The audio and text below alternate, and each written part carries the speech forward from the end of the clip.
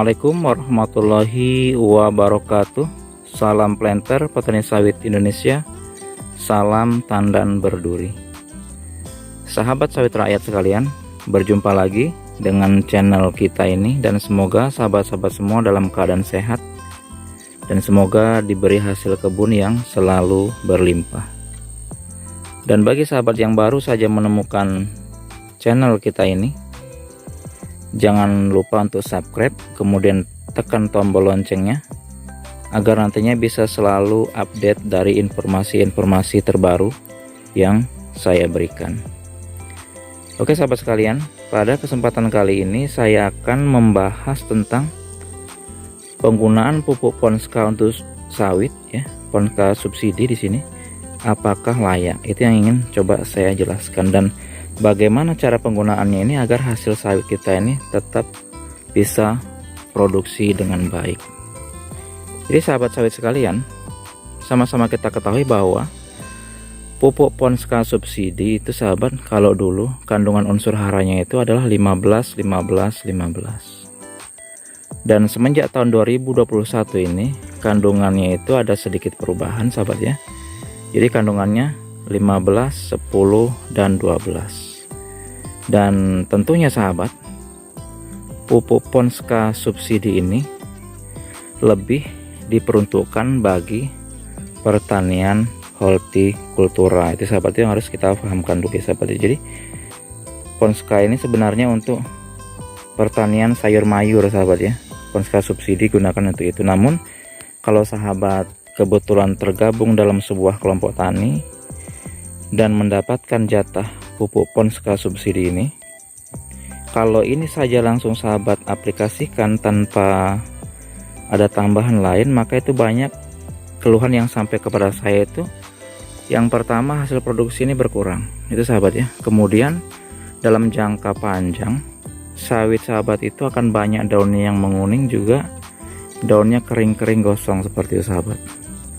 Kenapa bisa seperti itu? Karena sahabat, kalau hanya Ponska subsidi yang kita berikan, maka sudah bisa dipastikan tanaman sawit kita akan kekurangan banyak unsur hara. Itu seperti itu sahabat ya. Makanya sahabat, pada kesempatan kali ini saya akan coba untuk berbagi kepada sahabat bagaimana caranya agar Ponska subsidi ini bisa digunakan namun hasil sawit kita tetap maksimal. Jadi yang pertama sahabat, yang harus sahabat lakukan kalau sahabat menggunakan Ponska subsidi adalah sahabat harus menambahkan dolomit terlebih dahulu sahabat. Jadi urutan pemupukan pertama kali adalah sahabat berikan pupuk dolomit.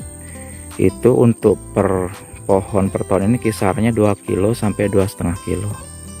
Jadi fungsi dolomit ini sahabat selain meningkatkan pH tanah, juga kebutuhan magnesium bagi tanaman kelapa sawit kita.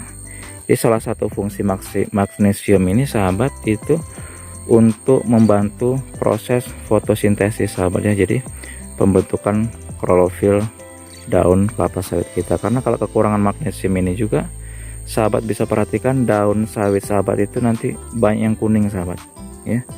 Makanya tidak heran kalau hanya memberikan Ponska subsidi saja daun-daun sawit ini kebanyakan kuning sih sahabat ya. Itu yang pertama. Jadi dolomit ini sahabat bisa berikan itu minimal dosis dibagi 2 sahabat. Jadi kalau sahabat menggunakan dosis 2,5 kilo, itu bisa dosis pertama 1,5 kilo, kemudian 6 bulan berikutnya 1 kilo seperti itu sahabat ya. Atau sahabat langsung bagi 2, 1,4 kilo, 1,4 kilo itu tidak masalah seperti itu sahabat ya. Kemudian sahabat, setelah sahabat menambahkan dolomit ini, sahabat juga harus menambahkan pupuk KCl itu sahabat ya. Karena sahabat, pupuk sawit ini sebenarnya yang baik kalau menggunakan NPK itu adalah NPK 13, 8, 27, 4 dan 0,5 boron itu sahabat ya. Itu sebaiknya pupuknya seperti itu, karena sawit yang sudah produksi, yang diinginkan sawit adalah kadar kalium yang tinggi. Sedangkan NPK yang memiliki kadar kalium 27 ini sudah sangat baik untuk tanaman sawit yang menghasilkan seperti itu sahabat ya. Jadi kalau sahabat menggunakan Ponska subsidi tadi, kadar kaliumnya kan hanya 12% sahabat.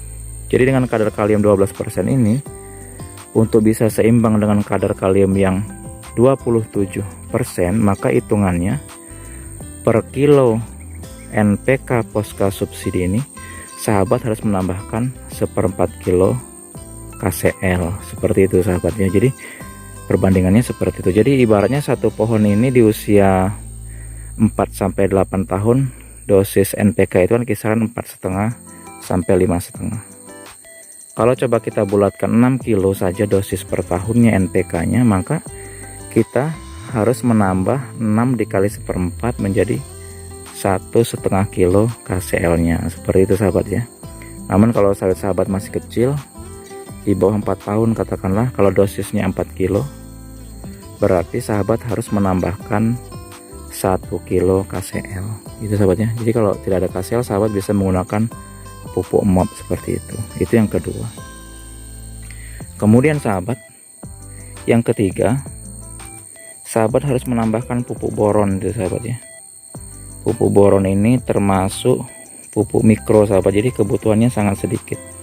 Itu kisaran antara 50 sampai 100 gram per pohon ini per tahun. Jadi kalau ingin hasilnya maksimal sahabat, jadi salah satu fungsi pupuk boron ini kan menambah jumlah lendir di bunga betina sepertinya sahabat. Jadi akhirnya nanti ketika ada serbuk sari yang terbang atau terbawa oleh kumbang Eledobius, itu bisa lebih mudah untuk lengket seperti ini sahabat ya.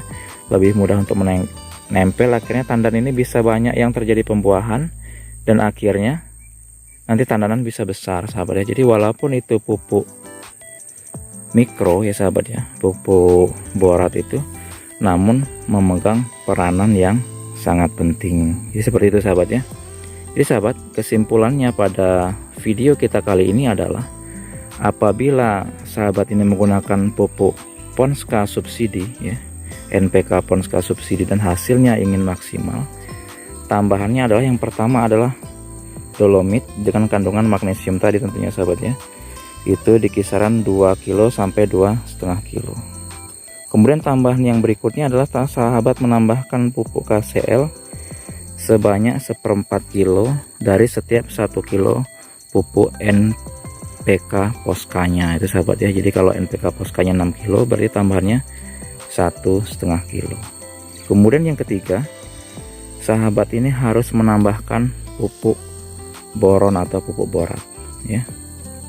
Itu kisarannya ya 1 on ya, atau 100 gram per pokok per tahun, dan sebaiknya dosis itu sahabat bagi 2 itu sahabat ya. Dibagi 2 jadi sekitar 50 gram, dan itu kurang lebih hanya sekitar 1 sendok makan. Dan agar lebih efektif, sahabat itu memberikannya di ketiak-ketiak pelepas seperti ini sahabat ya.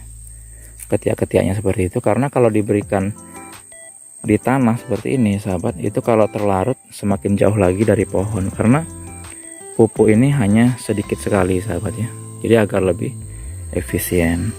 Oke sahabat, demikian, semoga ini bisa bermanfaat bagi sahabat-sahabat yang memiliki pupuk NPK Posca subsidi, agar bisa diaplikasikan dengan penambahan-penambahan pupuk yang saya jelaskan tadi. Saya akhiri, wassalamualaikum warahmatullahi wabarakatuh.